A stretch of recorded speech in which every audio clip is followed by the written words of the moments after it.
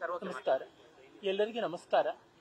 ಈ ಹೊತ್ತು ಕನ್ನಡ ಸಾಹಿತ್ಯ ಪ್ರಪಂಚಕ್ಕೆ ಒಂದು ಆಘಾತಕವಾದ ಸುದ್ದಿ. ನವರಾತ್ರ ಪರ್ವ ನಮಗೆ ಕಾಳರಾತ್ರಿ ಆಗಿದೆ. ನಮ್ಮೆಲ್ಲರಿಗೂ ಆದರಣೀಯರಾದ ಕಾದಂಬರಿ ಸಾರ್ವಭೌಮ ಡಾಕ್ಟರ್ ಎಸ್.ಎಲ್. ಭೈರಪ್ಪನವರು ಭೌತಿಕವಾಗಿ ಇಲ್ಲವಾಗಿದ್ದಾರೆ. ಅವರ ವ್ಯಕ್ತಿತ್ವ, ಅದಕ್ಕೂ ಮಿಗಿಲಾಗಿ ಅವರ ಕೃತಿತ್ವ ಶಾಶ್ವತವಾಗಿ ನಿಲ್ಲುವಂಥದ್ದು. ಸುಮಾರು 60 ವರ್ಷಗಳ ಕಾಲ ಸತತವಾಗಿ ಸಾರಸ್ವತ ಪ್ರಪಂಚವನ್ನ ಅವರು ಉದ್ಧರಿಸ್ತಾ ಬಂದರು. ತಮ್ಮ ಸಾಹಿತ್ಯ ನಿರ್ಮಾಣದ ಮೂಲಕ ಕನ್ನಡಕ್ಕೆ, ತನ್ಮೂಲಕ ಭಾರತೀಯ ವಾಂಗ್ಮಯಕ್ಕೆ ದೊಡ್ಡ ಕೊಡುಗೆ ಕೊಟ್ಟಿದ್ದಾರೆ. ಪಂಪನ ವಿಕ್ರಮಾರ್ಜುನ ವಿಜಯ, ಕುಮಾರವ್ಯಾಸನ ಕರ್ನಾಟಕ ಭಾರತ ಕಥಾಮಂಜರಿ, ಆದಮೇಲೆ ಗದ್ಯದಲ್ಲಿ ಬಂದ ಮಹಾಕಾವ್ಯ ಅಂತ ಹೆಸರಾದ ಪರ್ವ, ಅದು ಅನೇಕ ಭಾಷೆಗಳಿಗೆ, ಚೈನಿ ಮತ್ತು ರಷ್ಯನ್ ಮೊದಲಾದ ಭಾಷೆಗಳಿಗೆ ಅನುವಾದವಾಗಿದೆ. ಕೇಂದ್ರ ಸಾಹಿತ್ಯ ಅಕಾಡೆಮಿ ಪ್ರಶಸ್ತಿಯನ್ನು ಅವರು 40 ವರ್ಷಗಳಿಗೂ ಮುನ್ನವೇ ಗಳಿಸಿದರು. ಸರಸ್ವತಿ ಸಮ್ಮಾನವನ್ನ ಕನ್ನಡಕ್ಕೆ ತಂದುಕೊಟ್ಟ ಮೊದಲಿಗರು. ಪದ್ಮಶ್ರೀ, ಪದ್ಮಭೂಷಣ ಮೊದಲಾದ ಬಿರುದುಗಳು ಅವರನ್ನು ಅರಸಿ ಬಂದವು. ಆದರೆ ಎಲ್ಲಕ್ಕಿಂತಲೂ ಮಿಗಿಲಾದದ್ದು ಅವರ ಸಾರಸ್ವತ ಸಬರ್ಯ. ಅವರ ದಾಟು ಕಾದಂಬರಿ ಕೇಂದ್ರ ಸಾಹಿತ್ಯ ಅಕಾಡೆಮಿ ಪ್ರಶಸ್ತಿಯಿಂದ ಪುರಸ್ಕೃತ. ಅವರ ಮೊದಲ ಪ್ರಸಿದ್ಧವಾದ ಮಹಾಕೃತಿ ವಂಶವೃಕ್ಷ, ಧರ್ಮಶ್ರೀ ಅದರ ಜೊತೆಗೆ ಬಂತು. ಮತದಾನದಿಂದ ರಾಜಕೀಯ ಜಗತ್ತನ್ನ ಅವರು ವಿಶ್ಲೇಷಣೆ ಮಾಡುವಾಗ ತಂತುವರೆಗೆ ಬಂತು. ಮತಾಂತರವನ್ನು ಕುರಿತು ಧರ್ಮಶ್ರೀಯಿಂದ ಮೊದಲುಗೊಂಡು ಸಾರ್ಥ ಮತ್ತು ಆವರಣದವರೆಗೆ ಅದನ್ನು ವಿಸ್ತರಿಸಿಕೊಂಡು ಬಂದರು. ಮಂದ್ರ ಅವರ ಮಹೋನ್ನತವಾದ ಕೃತಿ, ಸಾಹಿತ್ಯದ ಕಾವ್ಯ ಅಂತ ಅನ್ನಬೇಕು. ಹೀಗೆ ಅನೇಕ ಕೃತಿಗಳ ಮೂಲಕ ಅವರು ಶಾಶ್ವತವಾಗಿದ್ದಾರೆ. ಅನೇಕ ಭಾಷೆಗಳಿಗೆ ಅನುವಾದವಾದಂಥ ಏಕೈಕ ಕನ್ನಡಿಗ ಅಂತ ಹೆಸರು ಕೂಡ ಪಡೆದಿದ್ದಾರೆ. ಅವರ ಮಂದ್ರ ಕಾದಂಬರಿಯಂತೆಯೇ ಬೃಹತ್ತಾದದ್ದು ತಂತು ಇಡೀ ಭಾರತದ ರಾಜಕೀಯ ಜೀವನವನ್ನ, ಮೌಲ್ಯದ ಅಧಃಪತನವನ್ನು ಚಿತ್ರಿಸುತ್ತೆ. ಅದೇ ರೀತಿಯಲ್ಲಿ ಅವರ ನೆಲೆ ಅತ್ಯಂತ ಆಧ್ಯಾತ್ಮಿಕವಾದ ಕಾದಂಬರಿ. ಸಾಕ್ಷಿ ಕೂಡ ಅದೇ ಬಗೆಯಾದ ಗಂಭೀರವಾದ ತಾತ್ವಿಕ ಕಾದಂಬರಿ. ಜಲಪಾತ ಒಂದು ಅದ್ಭುತ ಅಮರ ಖಂಡಕಾವ್ಯದಂತಹ ಕೃತಿ. ಹೀಗೆ ಅವರು ಅನೇಕ ಸಾಹಿತ್ಯ ರಚನೆಗಳ ಮೂಲಕ ಅಲ್ಲದೆ ವೈಚಾರಿಕವಾದ ಲೇಖನಗಳಿಂದ, ಪ್ರಬಂಧಗಳಿಂದ, ಸಂದರ್ಶನಗಳಿಂದ ಕೂಡ ಕನ್ನಡದ ಜನಮಾನಸದಲ್ಲಿ ಶಾಶ್ವತವಾಗಿದ್ದಾರೆ. ಅಖಿಲ ಭಾರತದಲ್ಲಿ ಕೂಡ ಕನ್ನಡದ ಕಂಪನ್ನ ಹಬ್ಬಿಸಿದ್ದಾರೆ. ಇಂಥ ಮಹನೀಯರ ಅವಸಾನ ನಮಗೆ ತುಂಬಾ ಶೋಚನೀಯವಾದದ್ದು. ಅದಕ್ಕಾಗಿ ಕನ್ನಡಿಗರ ಪರವಾಗಿ, ಸಾಹಿತ್ಯ ರಸಿಕರ ಪರವಾಗಿ ನನ್ನ ಶ್ರದ್ಧಾಂಜಲಿಯನ್ನು ಅರ್ಪಿಸ್ತೀನಿ. ನಮಸ್ಕಾರ. ತುಂಬಾ ಒಂದು ವಿಷಾದಕರ ಸನ್ನಿವೇಶದಲ್ಲಿ ನಿಮ್ಮನ್ನೆಲ್ಲ ಕುರಿತು ಒಂದೆರಡು ಮಾತಾಡುವ ಸಂದರ್ಭ ಬಂದಿದೆ. ಭೈರಪ್ಪನವರ ಬಗ್ಗೆ ಮಾತನಾಡೋಕೆ ಹೊರಟ್ರೆ ಅದು ಹೃದಯ ಆರ್ದ್ರವಾಗತ್ತೆ, ಧ್ವನಿ ಕುಸಿಯತ್ತೆ. ಏಕೆಂದರೆ ಅನೇಕ ದಶಕಗಳಿಂದ ನಮಗೆ ತಂದೆಯಂತೆ, ಮಾರ್ಗದರ್ಶಕರಂತೆ ಇದ್ದವರು ಅವರು. ಅವರ ಬರವಣಿಗೆ ತುಂಬ ಎತ್ತರದ್ದು, ಅದೆಲ್ಲ ಬೇರೆ ವಿಷಯ. ಆದರೆ ಬರವಣಿಗೆಯಿಂದ ಆಚೆಗೂ ಅವರ ವ್ಯಕ್ತಿತ್ವ ಏನಿತ್ತು ಅದು ನಮ್ಮಲ್ಲಿ ಅನೇಕರ ಮೇಲೆ ತುಂಬ ಪ್ರಭಾವ ಬೀರಿತ್ತು.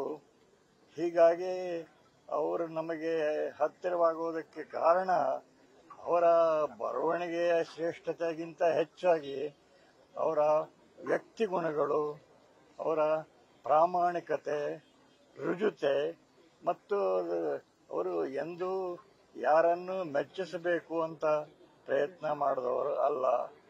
ಎಲ್ಲದರಿಂದ ದೂರವಾಗಿ ತಾವು ಏನನ್ನ ನಂಬಿದ್ರೋ ಅದರಂತೆ ನಡ್ಕೊಂಡವರು.